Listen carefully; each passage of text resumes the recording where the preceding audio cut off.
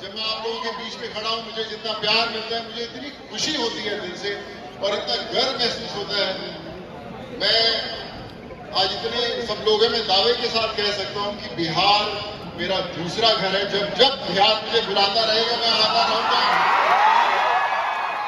और अक्सर जब एक्टर्स आते हैं, सेलिब्रिटीज आते हैं, तो वो अपने फिल्मों के प्रचार के लिए आते हैं।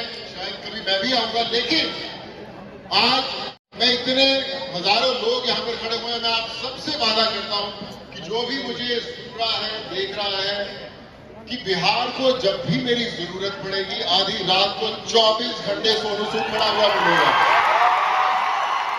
और मैंने आज उनको बोला भी है, अपने भाइयों को, कि मुझे हम लोग स्कूल खोल रहे हैं जरूरतमंद लोगों के लिए, अस्पताल की फैसिलिटी खोल रहे हैं, तो मैंने बोला कि जो सबसे पहला स्कूल खुलेगा वो बिहार में ही खुलेगा।